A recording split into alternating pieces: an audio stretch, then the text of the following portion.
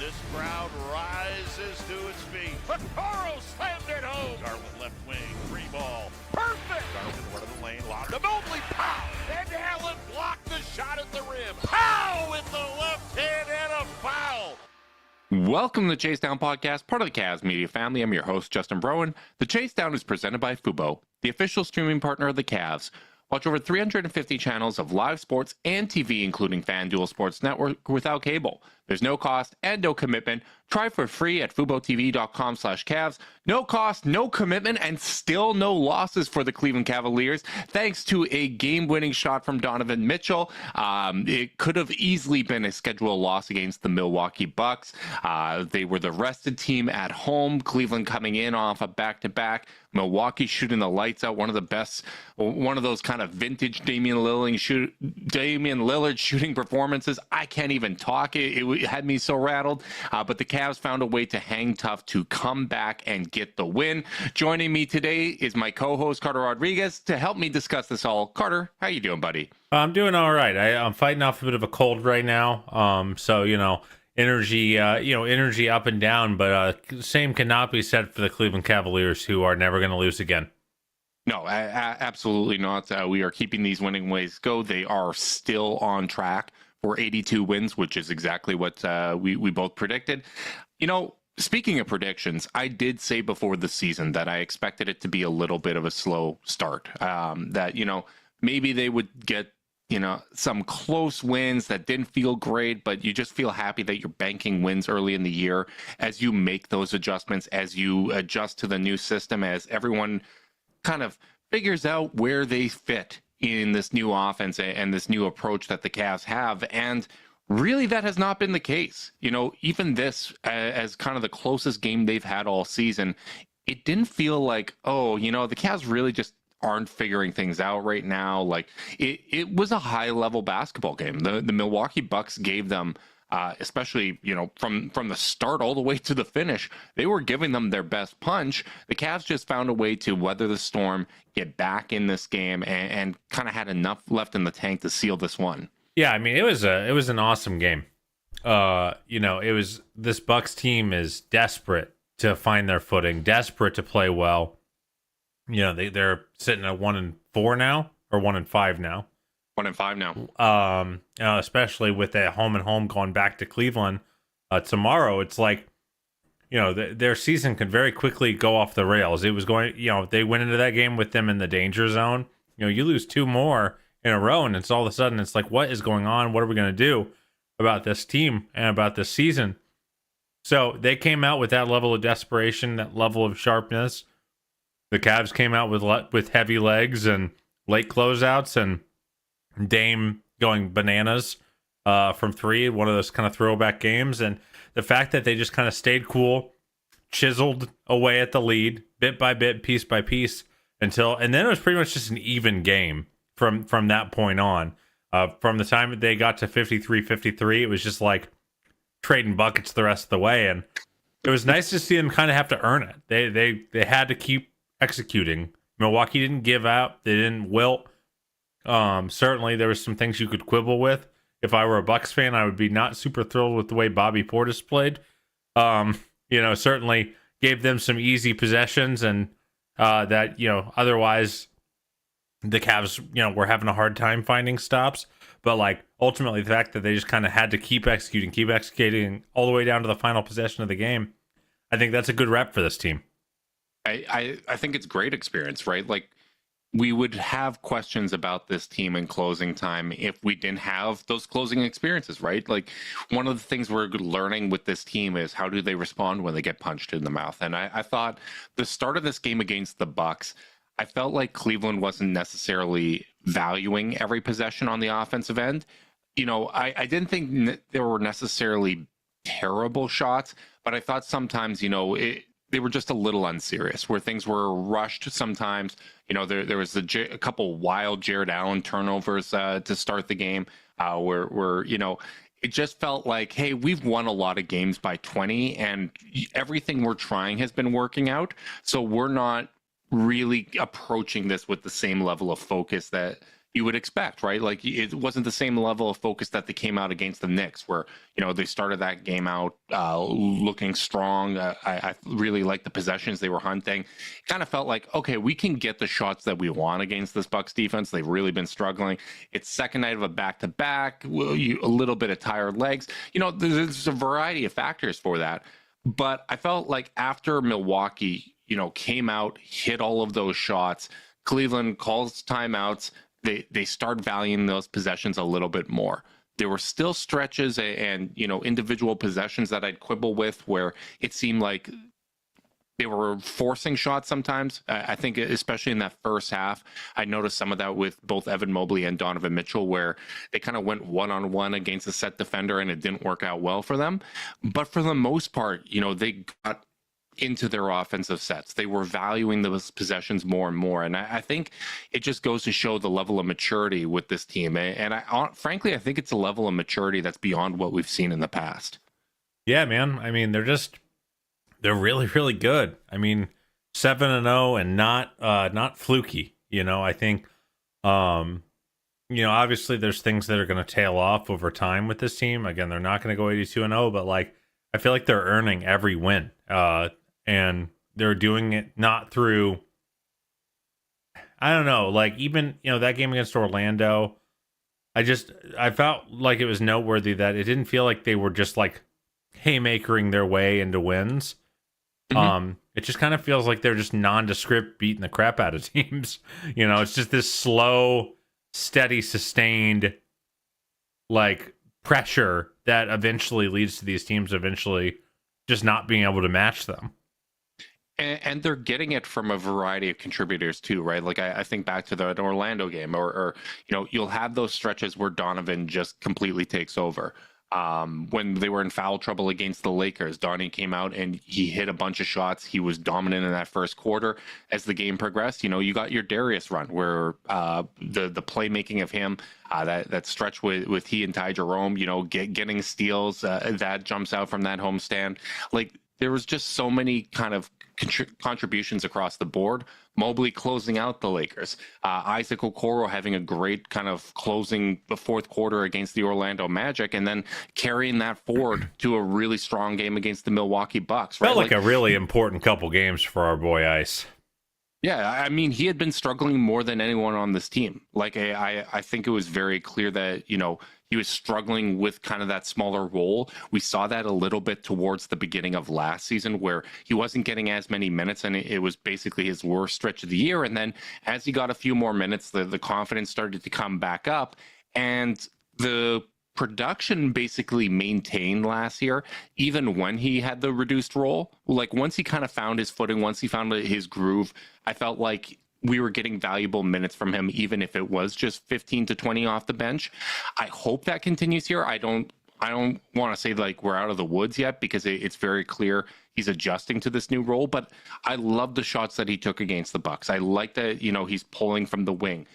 He's being used as a screener. I feel like there were certain possessions in that game against the Bucks where in the past, I think there was one with Niang at power forward, but Okoro was being used as the power forward, basically. He was the one going up and setting the screens while Niang spaced in the corner.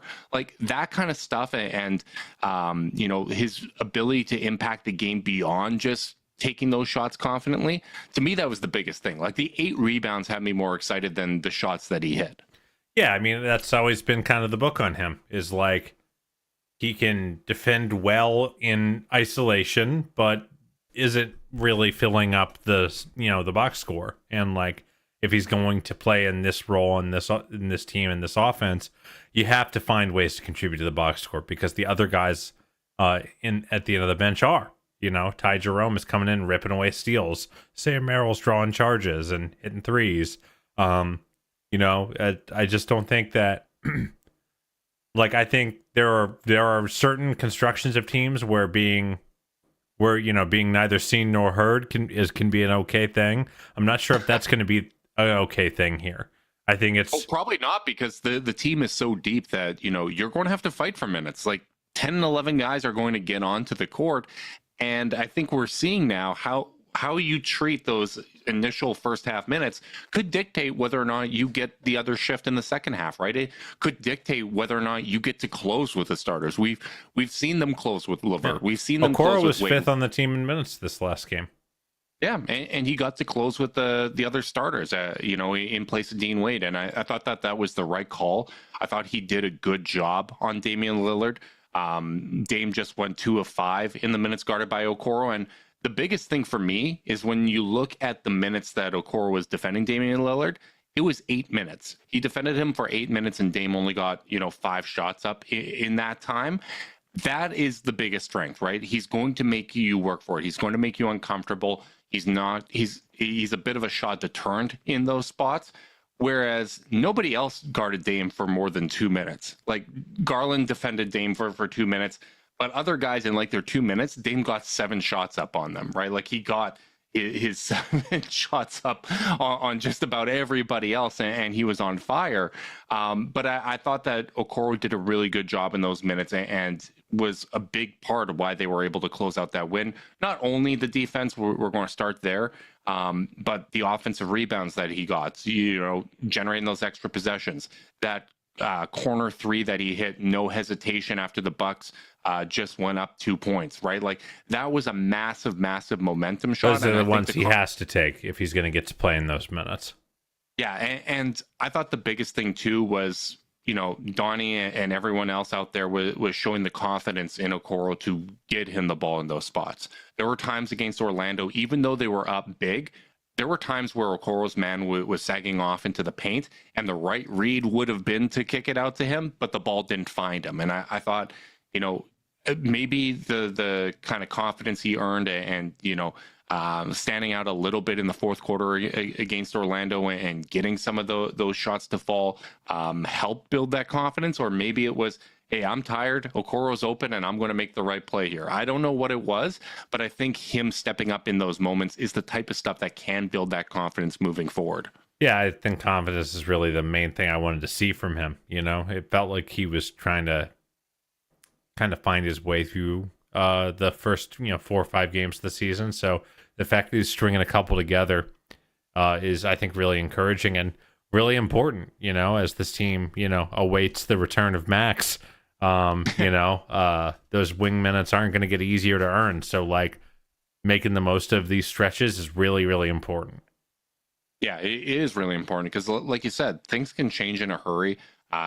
Milwaukee had a very good chance to win this game and get to 2-4.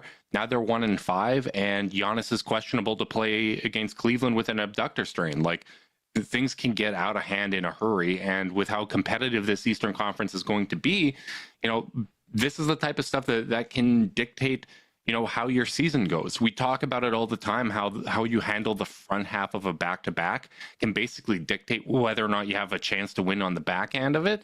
The same thing goes with the regular season. It's just a macro version of it where, if you find yourself in that 2-7 series to start the year and you're playing one of Cleveland or Boston, that is brutal. Like you are in a really, really damn tough spot. You get up to 6 and you're playing the Knicks, like that would be really tough. Like you want to put yourself in position to not play those teams until later in the year. I like that you sneakily penciled us in as the 2 seed as a functional guarantee.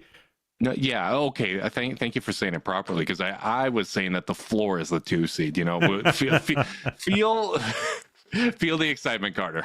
Oh, I am certainly feeling it, and I feel like we're looking very justified for our prediction of a 2 seed for this team and wins in the mid 50s.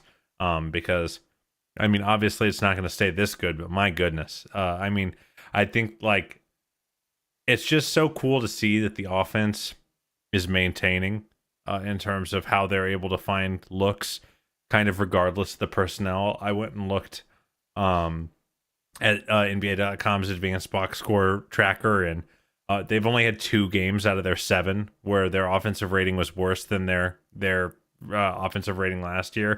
For the most part, they're about 10 points better in all their other 5 games. And the 2 game, like they exceeded against Orlando. Like they're the only 2 games are Detroit and New York, which is like the chuggiest it's felt. It's still pretty darn good, like their worst is about where they were last year, and their best is so much higher. And they're and the median is way higher than the average. So I don't know, man. I'm really geeked about how consistently different this team has looked. You point to a couple spots where they backslid, like on a possession by possession basis against Milwaukee, but like, talk about picking nits, like what an overall, like, not a problem to have. Yeah, I think what excites me is they are this good. It feels sustainable. Maybe the shot making is a little above their weight. Like when you just look at kind of shot quality in some of those stats, like they are hitting a lot of open shots, and sometimes you go through those funks.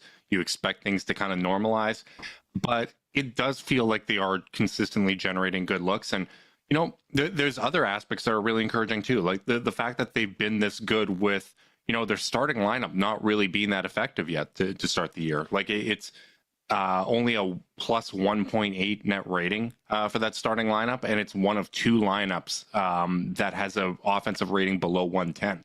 Like that lineup is not clicking offensively at all, and I don't feel like there's anything kind of structurally there. We're still talking about an 87-minute sample.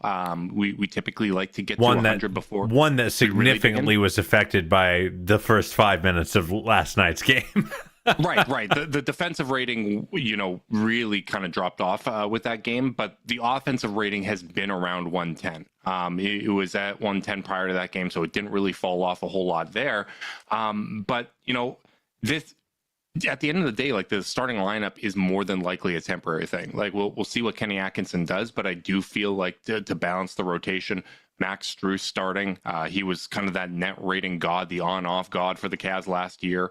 Dean Wade sliding into the George Niang role. I think that just makes sense and kind of helps solidify the defense of those, Sam Merrill, George Niang lineups where you have Wade in that Niang role and Niang kind of slides into a different context. Like, I just feel like that balances the rotation a little bit more. Yeah, I mean, it's got to be asked, though. I mean, the Cavs themselves tweeted out a graphic that says, they're 18-2 in their last 20 Dean Wade starts. I know that the numbers say what they say about how the starting lineup is performing, but like, is there any credence to don't mess with a thing that's working really well? And when I say thing that's working really well, I mean the team's overall performance. I think there's something to it. I still think that the best way to balance the rotation on paper would be for Max to start and Dean to be playing as the backup power forward. The thing about that, though, is it does also allow you to sometimes close with Dean. Like, I think Dean is the better defender out of the two, especially when you're talking about the ability to defend forwards. Even with last year not going well, that starting lineup did defend really well. Like, I think that is important to remember. Even without Jared Allen in the playoffs against Boston, the group of Darius Garland, Donovan Mitchell, Max Strus, and Evan Mobley had an elite defensive rating against the Celtics, and they outscored the Celtics in those minutes. So I think like stuff like that matters. But I think the thing with Dean Wade this year is, even though he's been starting, he hasn't necessarily been playing the same minutes as the starters. Even with their minutes being deflated, it's often kind of been in that 18 to 20 minute range. And I feel like getting 18 to 20 minutes of Dean Wade is going to make you a really good basketball team. Like we've talked about it in the past, he is a very impactful player. And when you have a core four that is so strong, that makes a big difference for the majority of their minutes, and then you have an exceptional role player like Dean Wade that fills in the gaps, I feel like that makes a big impact. I think, there's obviously something to the record, but I'm still looking at the lineup data and I'm saying, okay, well, where we've been winning these games has been a little bit outside of that context. And I still feel like Max makes the most sense. And, anecdotal evidence over, a 15, 20 game sample, if you look at it, we've seen it in the past where it doesn't tell the whole story, right? Like this team wasn't better without Darius Garland and Evan Mobley. We see that now, right? Looking back to last year. So I wouldn't over-index on that, but I do think that Dean Wade deserves a ton of credit because when he has been asked to start, he has stepped up in a major way, and I think that deserves a lot of credit. Yeah, he stepped up in a lot of different contexts, but I do agree with you. I mean, in the end, I just think Max is a better player right now, and you make less. It boxes you into less decision making with the rest of your rotation. You know, again, you can play. It's easier to play Dean at the 3 or the 4 coming off the bench as opposed to all of a sudden you kind of are forced to play Niang back up 4 minutes at a certain point just to balance out your lineups, and it just gets a lot easier. And then, the second you keep Max on the bench, then now you've got like 9 wings to feed minutes to, right. And it just gets really messy really fast. The other thing that I'll say about Max is I think his secondary playmaking is really going to feast in this system. He was so good with Mobley. Yeah, and I've just seen Dean get a lot. I think Dean's playmaking and putting the ball on the floor looks better in this context. And Max's instincts are stronger and more practiced in that spot. So ultimately, I think Max makes a lot of sense as the starter. I think he's earned it. And it just makes too much sense to me to go back to kind of the original plan, because I think we would still probably be 7. We'd probably still be a 7-0 if Max was here. I think we'd be better. Like I honestly do, and I think one thing for people to keep in mind: playing within this offense, playing with a healthy Darius Garland, playing with a healthy Donovan Mitchell, playing with a better Evan Mobley, and I think a better, more structured offensive system has made everybody else look better. Karis LeVert looks so much better in this context. George Niang looks better in this context. You know who else would probably look better in this context, getting better quality shots? Max Strus. When you factor in just the games that Darius Garland, the 57 games that Darius played last year, when you just look at those games, Max Strus shot 40% from 3. Like, we already have a sample size of what it looks like when Max isn't forced to play heavy minutes at point guard. We have a Ty Jerome. We have a Darius Garland, right? We have Karis LeVert in a better context. Like, I think he would benefit from it as well. And frankly, I would not cut any of Dean Wade's minutes. I think he can play those exact same number of minutes coming in off the bench because we already have reserves currently playing as many minutes as he's been playing as a starter. So I would not cut Dean Wade's minutes. I think he deserves the minutes he's been getting. But like you said, from a rotation standpoint, I just feel like him coming in off the bench allows everybody to do their best work, just like Zoom AI Companion helps you out, because only you can do your best work, and Zoom AI Companion can help you do the rest, like automatically taking notes, answering meeting questions, and helping you respond to your coworker. Available at no additional cost with eligible paid plans.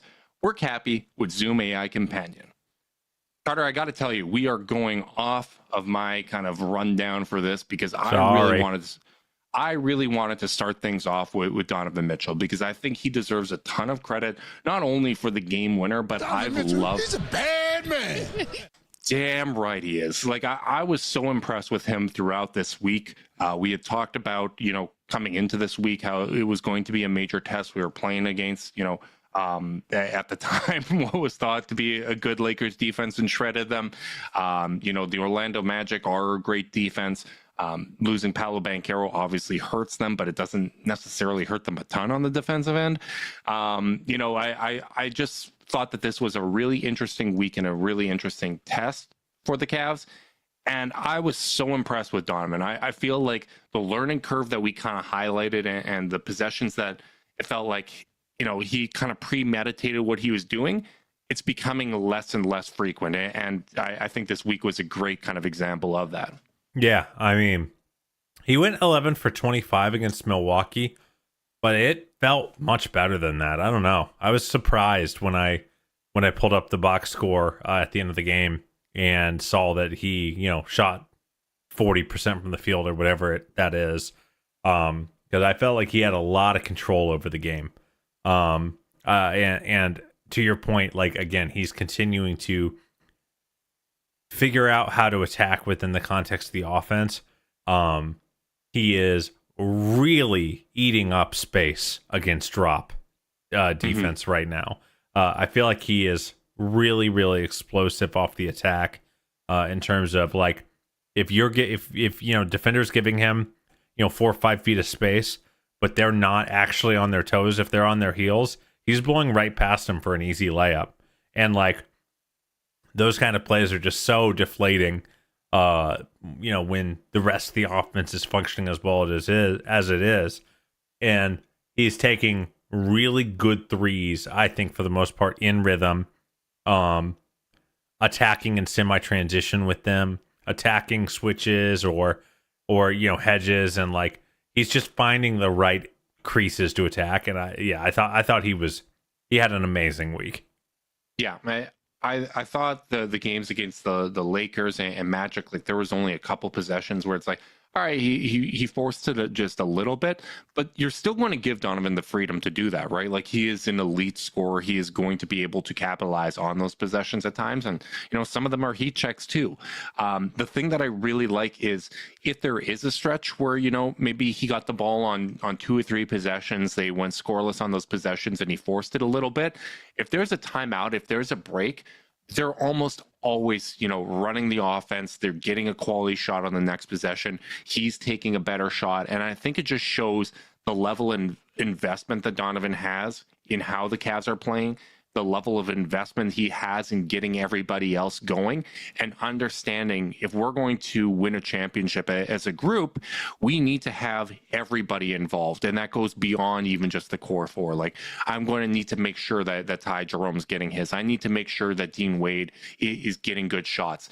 The level of communication, I think it really jumped out with us there in the building, but the level of communication with this team is through the roof. They are invested in each other's individual success, and they are invested in the process. They are trying to get better on every single possession, and they're going to hold one another accountable. Dude, talk about like just leadership, I mean, Donovan hits a game winner, the kind of thing that, it's easy just to get, if there's ever a time that it's forgivable to thump your chest, it's right then. Just talk about his feeling, how he's feeling in the moment. And he doesn't even let Serena finish the question before he starts talking about how none of it happens if Isaac isn't killing it on the offensive boards and guarding Dame and hitting a tough 3. And it was really cool to see him kind of like identify Ice as the guy he needed to lift up in that moment. Again, I've been so appreciative of the leadership Donovan's shown in his Cavs tenure, but like it just felt like such a cool moment where it's like goes to show just how connected the team is. Yeah, what I like about Donovan is he's someone that's always said the right things, but I think the actions really reflect it. Like I think his heart has always been in the right place. I think he's always been someone that's been about winning, but I just feel like he's gone consistently better in Cleveland. Like he's gotten better as a leader. He's gotten better as a defender. He's got better as a passer. And I think, his just understanding of the game and what context he needs to be in to kind of have that ultimate success. I just feel like he's matured so much as a player. And I didn't love his first half against the Bucks. Like I thought he hit some timely buckets, but he and Mobley in particular really had kind of the most number of possessions where, you kind of just went one-on-one against a set defender. The defense wasn't in rotation, and Mobley got swallowed up by Brook a couple times. Donnie took a couple shots to kind of close out the half. In those last 5 minutes that I thought could have been worked in a little bit more. Like they could have worked for a better shot. But, again, coming in out of the half, I thought the shot selection was so much better in the second half. And like, this is the type of kind of really micro stuff that you want to see. You want to see within individual games. Obviously, we want everything to click. We want to see the Cavs execute at a high level and all the shots fall. But it's just as interesting for me to see, okay, how do they adjust in game? How quickly do they adjust in game when things aren't going well? Like, we are going to have a losing streak at some point. I'm almost positive of it. I'm interested to see how they respond in that moment. We're going to have a letdown game against the team that we should beat, especially, as these successes start to stack up, it becomes easier and easier to kind of take your foot off the gas. But how you control those runs within a season and how you control those runs within a game, I think really is something that reflects the maturity level of a team. Yeah, absolutely. I mean, and even like, someone like Darius, who, I thought had a bad finishing game against Milwaukee. This was a game where I think he went 5 of 13 or something like that from the field. Yeah, that's what he was. Only got up 5 threes. Just was kind of having that one of those Darius games where the length is bothering him, and he's having to put the extra, 3-4 inches of arc on the floaters and the layups, and they're spinning out of the rim. And I think a 5 of 13 Darius game last year is generally just would be a bad game. Like, he's not super helpful. And this one, he's still in command of the game. He's still figuring out, okay, I don't got this going, let me go to this. I don't got this going, let me go to this. Let me run this kind of play. And he ends up with 10 assists and 0 turnovers. I mean, talk about all the times he got hammered last year for turnover issues. I'll bet he didn't have a single 10 and 0 last year. Probably not, no. And that kind of I'm going to help no matter what, even if I'm not playing my A game. That is also really cool to see. Yeah, the assist ratio and assist to turnover ratios for Darius are right back to where it was in 22-23, where only Jokic was better than him in terms of assist to turnover ratio. When you look at it this year, for players that have the same usage and assist percentage as Garland, only Shea, Jokic, and RJ Barrett, shout out RJ, have a better assist to turnover ratio. RJ really stepping up. Your Canadian brother. Yeah, stepping up with quickly out of the lineup and showing a level of playmaking that the Knicks could probably use. Hey, they're looking a little bit better, man.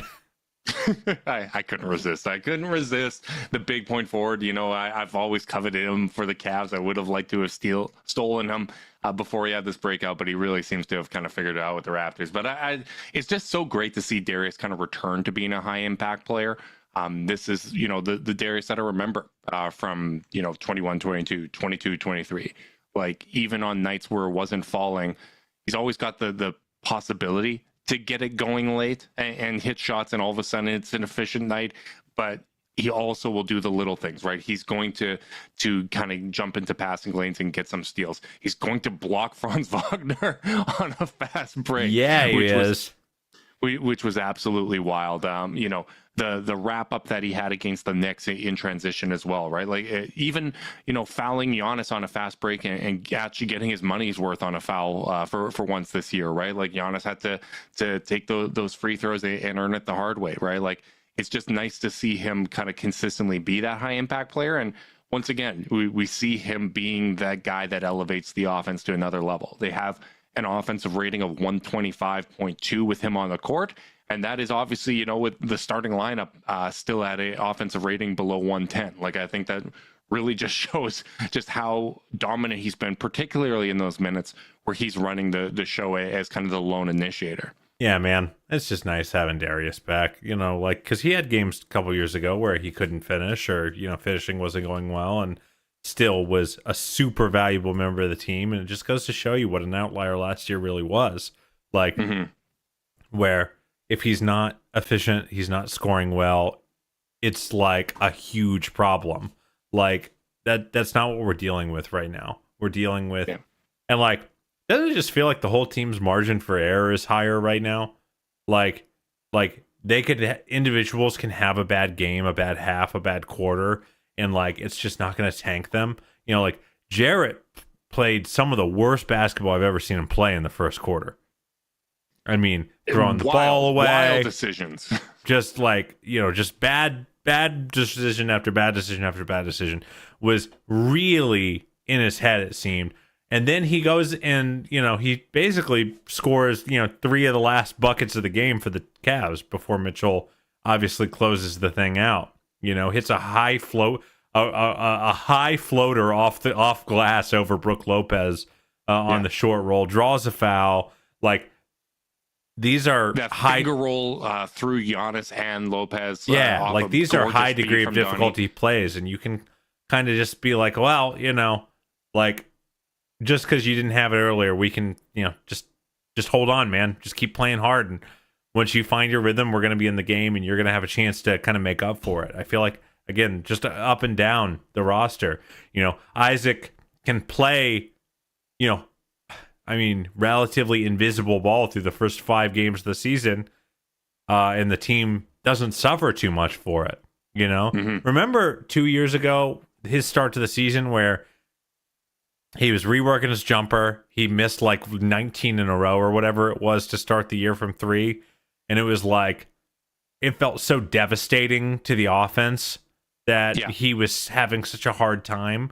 Like, I just feel like any 1 or 2 dudes on the Cavs can have a bad game right now, and it's just not really a problem. Well, I think part of that is they're leveraging everybody's playmaking so well, and everyone's getting opportunities to, initiate offense within the flow of the offense. Like, there are going to be times where Jared Allen is a featured focal point of the offense. Like, he flat out outplayed Anthony Davis in that game against the Lakers. He was being featured offensively. They were finding him, in scoring opportunities, and he was capitalizing on it. If you don't have it going, it's like, okay, you were being featured here, but we can rotate it. Now it's a couple Darius possessions. Now it's a Donovan. Like, Mobley's getting it going. And when each of these guys get it going, they're all such talented playmakers for their position that once the defense starts rotating and cheating over to kind of, shut their water off, they're able to get someone else another opportunity. And sometimes a guy like Jared Allen only needs to get that one big-to-big pass in prime position, score a bucket, and the confidence is right back, and he's right back in a groove. Sometimes Darius just needs, I got pressured a bunch of times by Jalen Suggs bringing up the ball. I turned the ball over. I'm just kind of getting hounded. I'm not in a groove. But Mobley just broke down the defense, kicked it to Donovan. Donovan swung it to me. I hit this shot, and now I'm rolling again, right? Like, I just feel the playmaking and the ability for guys to leverage their own individual talents as playmakers, but also the offensive system's ability to put guys in position to be good playmakers. I feel like that has kind of created this environment where we can get a variety of contributors out there. We can have a variety of guys kind of step up when we need it, because defenses aren't able to key in on what kind of the bread and butter of the Cavs offense is at any given time. No, I think that's a really good point. Who knows how much of it's coaching, how much it's the system, how much of it is the players playing really, really good basketball and really trusting each other. It's the kind of alchemy. Probably all the above. Yeah, it's the alchemy. You just never really know how much of each ingredient is going into it. But yeah, I mean, I think you're just 100% spot on, though. I must say, I am loath to even acknowledge it publicly, but the Jared Allen more blocks than misses streak to start the season is finally over. He missed 4 and blocked 0. Heartbreaking, buddy. Heartbreaking. Absolutely heartbreaking. He's just got to get it back. He can get it back. Come on, Jarrett. The funny thing is, we talk about how this feels sustainable, and beyond the fact that we're probably going to, or hopefully, knock on wood, get a little bit healthier, as the season progresses. The other part is, the core guys and nobody on the team is playing 30 minutes a game yet. Like, the average minutes per game is still below that. When you get them up to 34, 35, when you need to, when it's playoff basketball, that's going to bring you to another level, because these guys are playing so well together. And I think I'm actually getting pretty angry at the Cavs getting snubbed for things like All-Star and awards because of counting stats. Oh God, it's going to drive me absolutely nuts. Like, when you really look at it at a per minute rate, when you look at per 36 stats, Donovan, Darius, and Evan are all averaging career highs in points. Like, they are scoring at a higher rate than they ever had in their career. Jared is just at it. Like, he's just like 0.1 below his career high in but with points way per less 36. usage, way less shots. Way less usage. And like, even I found this so interesting because Mobley was the lone guy at above 30 minutes per game when we kind of previewed this week and we were looking at it. He was at 58 touches per game. This week, his minutes per game is below 27, but he's still at 58 touches per game. Like, he's right on the nose still. He's no longer, the leader over the week. Darius kind of took that mantle with moving up to 61. I think that's justified. He had 2, double games with his playmaking. And they were playing teams with really good defenders in the front court that could really be physical with Evan. And Donnie's right up there with 57. Like, it's a very balanced approach offensively. We're not seeing, those 85, 90 touch games that Darius and Donovan would have, looking back at the last 2 seasons. And I thought that his week was really impressive.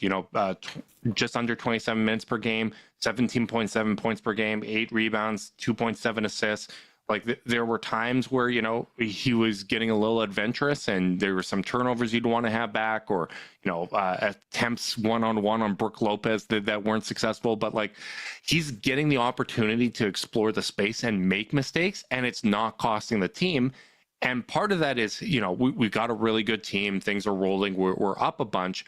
But the other part of it is those experimental possessions work out a lot. Like he is having so much success in this role that I think you can almost kind of bake in some of those possessions not working out well, and the net, the kind of net result of that is still overwhelmingly positive. Yeah, it feels like it wasn't a big week for Evan in terms of like the national conversation. No eye-popping games. But again, like the incremental growth is still there. You're still seeing these plays where, he hits the 3 and then rips it out of Franz Wagner's hands on the other end. Like those kind of plays. By the way, a little sneak. Franz can't enjoy playing Mobley. No, that's a brutal matchup. One thing that I think has gone under discussed with Evan, probably because we're all knocking on wood, he's only missed 2 free throws so far this year. 17 of 19 from the line. That's a great indicator as to his, the development of his touch. Especially when we got nervous in preseason. Yeah, no kidding. And then, he's also at 42% from 3 on a career high in 3-point attempts per 36. So I think we're seeing all the subtle stuff continuing to come together. The playmaking stays strong. The rebounding stays strong. I think the defense is better than it's ever been. Yes. I think he should be a front runner for Defensive Player of the Year. You talk about the Cavs maybe not getting accolades or whatever. Like what he's doing on the defensive end, I think this may be, especially with Wemby having a slow start to the season. I think there was a lot of kind of public consensus and momentum there. I definitely think that Mobley should be considered in the front runner category there. And honestly, with Paolo now missing serious time, most improved player is probably going to be in the mix as well. Yeah, I mean, there was a possession where against the Bucks last night where Dame is getting guarded by Okoro. He gets a switch with Jarrett at the top of the paint. He's killing the Cavs from 3. So Jarrett is pressing up as much as he can, and Dame uses that to advantage. He gets a blow by, which is really hard to do on Jarrett Allen switches. But he's able to burn Jarrett, and Evan Mobley just snuffs out Dame's layup at the rim. And teams just don't have that kind of luxury. Other teams do not have that kind of luxury. And I always go back to when you're looking at team building and you're trying to figure out what kind of team you want to have, one of the most important questions that you need to be able to answer is what makes us special. And that play to me felt like it jumped off the screen as this is what makes our team special, what makes our roster construction special, because other teams literally can't do this. They can't put their big out into no man's land on a guard and have another elite big at the rim ready to protect when he overplays the jumper, which was the game plan. He was meant to overplay the jumper. And the fact that, I really think on 29 other teams, Dame gets a wide open layup or gets an and one. Instead, the Cavs are running back with the ball in transition. And Dame is, not able to finish. And that is the number one thing I think that makes this team unique and special still, even after all these offensive changes, after all the addition of Donovan, how, Darius is kind of finding the thing that most makes this team special is that, to me. Yeah, absolutely. And, it's the reason why so much of the Cavs conversation has been around Evan Mobley. His growth is the most important thing. And, Dame probably had, when you look at the matchup data, he had his most success against Mobley. Most of that came from 3. I didn't think any of those were kind of wide open looks, but Dame was just kind of a blowtorch from deep. But I think Mobley was, those possessions inside the 3-point arc. There was a graphic before Dame kind of hit that last shot where he was 2 of 8 from inside the 3-point line. And I think a lot of that was, the help defensive guys like Evan Mobley, what they were able to provide there. Yeah. Man, it was a really, really fun game. It was nice to get a game where you felt like you got the other team's best punch. I don't think the Cavs have gotten that yet this season, Like, I think they caught the Lakers off guard, and the Lakers were not able to recover from that. Orlando wasn't right. Orlando wasn't capable of giving them the best Washington, punch, right? Detroit, Toronto, not really there. I think the Knicks played okay, but we're still are still in a process of discovery. And so I think there's just it was important for this team in an adverse rest situation to get a team's haymaker and take it on the chin and keep fighting. They needed to get that one. Milwaukee knew they needed to get that game. You got an A+ game from Damian Lillard, and you talk about what makes the Cavs special and why Mobley's growth is so important. Because looking at it, what makes the Cavs special, what makes the Cavs unique is kind of the 2 big pairing. And I haven't been as married to the 2 big pairing from a team building standpoint, but the hope and why I've cared about it in the past is if Evan Mobley can become a more dynamic offensive player and you can continue to use them both, that's what makes the Cavs unique. That's what's their one elite thing, right? If you change up the roster to be, more conventional or to be a version of the Boston Celtics, you're going to be a discount version. You're going to be a knockoff version. You're not going to be as talented as them. And I think what Mobley's done so far this year has at least given us some early signs that, once again, that pairing's working. Once again, they are able to generate good offense with those 2 on the court.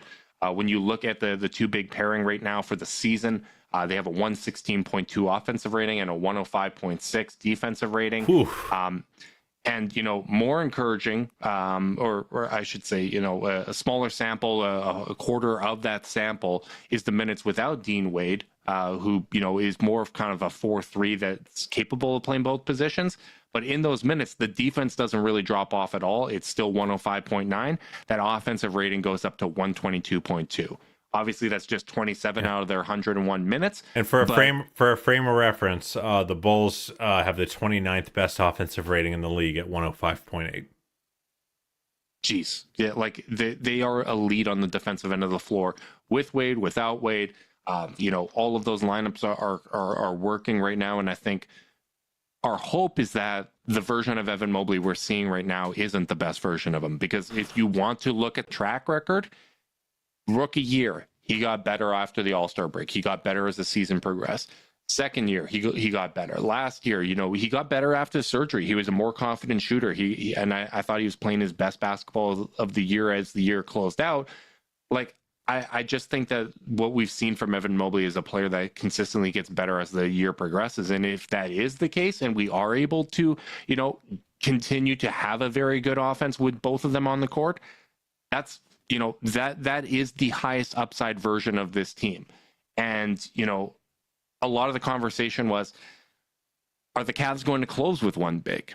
They haven't. They've closed with 2 in kind of the clutch minutes that they have. And, I really do want to kind of touch on those clutch minutes, so far this season and get your thoughts on them, Carter. But just to give you kind of the raw data right now, they've played 8 minutes total of clutch time. 5 of that was against the Bucks. 3 of it was against Milwaukee.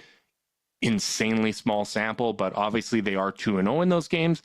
They have a 130 offensive rating. And overall, one of the things that we like to highlight is the pace is 104.62, which is a very high pace in those minutes. What have you felt about kind of the clutch time so far for the Cavs? I just feel like they've generally been decisive. It's not that they always run a gorgeous set, but I feel like my experience has matched those numbers, that they are attacking seams when they present themselves and just running with intention of scoring. It's not like this trying to find the perfect opportunity or whatever it may be. I feel like, I think about that pick and roll, or even better, the play where the transition play where Brooke blocks Jarrett at the rim. I loved that process. They are flying down the floor after a stop in crunch time with a 1-point lead because they know that they're going to get a clean look. And yeah, Jarrett trying to finish in full sprint over Brooke Lopez is a play I'll take probably 10 times out of 10. Like, Yeah. Brooke made an unbelievable play to block that shot and get into position, but I loved the decisiveness of it. I feel like past iterations of this team just aren't doing that. They aren't trying to run to see if they can press an advantage, see if there's a scab to pick or a cross match to get. And like, especially when we have a lead, right? Like, even if it's only a 4-point lead, we're going to milk the hell of that clock. We're initiating offense with 12 seconds on the shot clock. Yeah, and I don't think the results have really borne out that was the right thing to do. So yeah, I think that they are. I think that they are learning and getting more confident. And again, it just comes back to trust. Do you trust what your coaching staff is telling you? Do you trust under duress that you can swing the ball to Isaac Okoro in the corner when a double comes? And when they trust each other, I think that's where the process is really going to bear out. Yeah, and I want to highlight the clutch time against the Bucks because I thought there was some interesting stuff here. We've talked in the past about how pace is a two-way street, right? Because it's factoring in the pace of the other team as well. I mentioned that the overall clutch pace has been 104.62. That's great. But then I filtered it down to what was it against the Bucks, and I saw that it was 81.33. And that was the type of number that we saw in the past with the Cavs in the clutch. And I was like, that doesn't match my eye test. Let me go back. And as I was doing my rewatch of the game, I went possession by possession. And I think this is a good way to highlight how tempo is the most important thing. And sometimes pace isn't always reflective of how the team is executing. Because first possession, Mobley offensive foul with 13 on the clock. That was that kind of off-arm play that he got called for. Probably a 50-50 call that didn't go his way. But there's 13 seconds on the clock. They got a quality look, just didn't work out. Okoro hit that corner three. Great pass from Donnie. 15 seconds on the clock. Great. Garland dime to Allen. That was the left hand over Lopez. 11 seconds on the clock. That's what you want to see. The only kind of, possession that I felt like they didn't really get a great look was the one after that. Donnie took a long two with 3 seconds on the clock. Milwaukee was kind of blowing up that offensive possession, and he just kind of had to get something up. But after that, the Allen finger roll, 14 seconds left on the clock off a Mitchell feed. Fantastic. The Garland drop off to Mobley with 13 seconds, no call. Mitchell takes a step back. Okoro gets that offensive rebound, and Allen gets free throws off the Mobley pass. Like, that's a possession that isn't going to say high pace because, it went all the way down in the shot clock. They got an extra possession. Some sites count possessions differently, and then Allen gets those free throws. But the initial action gave them that offensive rebound opportunity. It gave them a quality look in that spot. Later, Mitchell drives, 12 seconds on the clock, no call at the rim. Garland fast break to Allen. Obviously, that was a speedy shot. Lopez makes a hell of a play. You feel great about that. And then the only kind of tough possession before the Donnie game-winning shot was, they tried running their offense. It got blown up. They basically kind of go to every team's set play, which is, a big in the dunker spot. Everyone, two guys in the corner, and then one. The only action they basically run was Darius coming across to kind of the strong side wing, so that Donnie had the kind of bailout pass in case Gary Trent Jr. digged over to him. Trent mostly stayed home with Garland. Donnie had to take a tough shot over Giannis, but for the most part, they got quality shots kind of all throughout that clutch time. It wasn't necessarily reflected in the pace, but the tempo they played at and when they executed those shots, I thought was strong throughout that game. And I think it was a progression from what we've seen in clutch time in the past with the Cavs. Yeah, again, I think, I'm glad that the film kind of backs it up because it does feel like they're just getting into their sets. Like, we never, ever were like, we need to be getting shots up with 20 seconds left. I think to some extent, that really shouldn't be us. This is a team that needs to work through their options a little bit. We don't have a Luka Doncic that can just, generate an amazing, corner three. We don't have that kind of like individual generator of offense. This is a team that is a collective, and thus kind of you need to be able to push a couple buttons sometimes on a possession. But like what drove us crazy, what drove friend of the pod Steve Jones crazy was we're waltzing the ball up the floor and we're walking into our first set and there's 13 seconds on the clock before you even try to do anything. And then there's just no shot. Like you're going to have a grenade. You just are. If that first set doesn't work, you are screwed. And I feel like this team, going back to that kind of margin for error question or conversation I brought up earlier, like, yeah, if one of your guys is having a bad game and whiffs on a screen or whatever it may be, well, good thing you did it with 18 seconds left on the shot on the shot clock, right? So you can try again at 11 or 10, and you just get multiple. It feels like they get more possessions within their possessions right now because of that tempo. Yeah, absolutely, and I think getting a team like Milwaukee's best punch, being on the second night of a back-to-back. This is the type of situation where I would have expected them to kind of slow down and revert to some of those habits. And the fact that they didn't, I think, is noteworthy. Even though it wasn't reflected in the overall pace, like I've said before, that's a two-way street. And for the most part, their initial actions and a lot of the shots they got over those 5 minutes were still with a lot of time left on the clock. If they needed to go to another action, they would have been able to. So I really wanted to highlight that because I thought that that's important. And we got another important week coming up here. We're playing the Bucks. We're playing the Pelicans, who are shorthanded, and Steph's probably going to be back for the Warriors as well. Look, this is going to be another week kind of full of tests. We'll see if Giannis ends up playing tomorrow. Before we get out of here, though, Carter, I just refuse to let this podcast end without giving a shout out to Sam Merrill. I think that he has been playing fantastic. I think he's been playing all around basketball. He's been drawing charges. I love seeing him used, in more spaces of the court.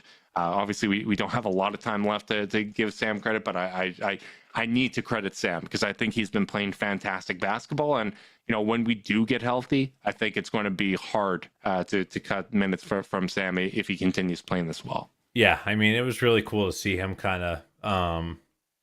First off, it's always nice to see a revenge game, was a member of this Bucks team. But yeah, I thought he really kept us in the game. He's the one who kept us in touch while they were blistering. And I thought his in-between game was maybe the best I've ever seen from him. His cuts into the middle of the floor when they overplayed the three. And not just the layup he made, that reverse, but the kickouts to the corner. I thought were really, really savvy. He talked about that he's really been working on his floor game. Yeah. And being able to put the ball on the floor more reliably and make good decisions.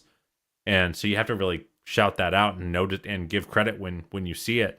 There were a few of those possessions that reminded me of Kyle Korver, where if you overplay it so much, he could leak, backdoor and kill you in another way. And that's kind of been Sam's probably greatest limitation offensively, is that if you do shut him off, he's still adding value because you're paying so much attention to him, but he is not going to individually kill you if you're really top blocking him, keeping him from coming off on some of those pin downs and being aggressive on the dribble handoffs. But if you have a counter and you can leak into the paint and then spray it back out to one of the other shooters on the team, well, then it gets a lot harder to defend you. It just becomes, it's just another thing for the defense to have to deal with. Yeah, and I really like hearing from Sam that, that was a point of emphasis. That was something he was going to be working on, and then it's coming to fruition. I think that anytime you can see that, especially early in the season, it's just one of those things that helps you build confidence. And we talked earlier about, the individual playmaking of our core four guys being leveraged. I feel like the work that Sam put in and the context of the system he's one of those guys that's really benefited from the context he's being put in within this Cavs system. And I think it's really helping showcase the improved playmaking and just overall floor game that he has. It's, we'd have 3-hour podcasts if we talked about everything that's going well right now. I hope it continues. Obviously, there are going to be tougher times ahead, but we will be back Wednesday after the Pelicans game to recap that game, as well as the Bucks, and look ahead to the rest of the week. So big thanks to everyone that tuned in live on YouTube. Over today. 150 folks in the live. How about it? People you guys are the geeked. best. Cavs fans are amazing. Going down to Cleveland once again, I got a reminder that we have the best fans in the league. My dad made his first ever trip to Cleveland and was just blown away by the city. Loved the food and really, really was impressed by the game environment. Both, what the Cavs do with their game ops, which is always first class, and just how engaged and how awesome the crowd was. So big shout out to all of you listeners. We really do appreciate you guys. We couldn't be able to do this without you. So if you're tuning in live on YouTube, make sure you guys like and subscribe. Click that notification bell so you know when we're going live. If you want to support us and you're listening via podcast, leave us a rating, leave a review, subscribe, unsubscribe, resubscribe, and help cook those books. If you want to be part of Chase Down's exclusive Discord chat, send a screenshot of the review to chasedownpod@gmail.com. However you choose to support us, we really do appreciate it. Be sure you guys are staying safe out there. Until next time, go Cavs.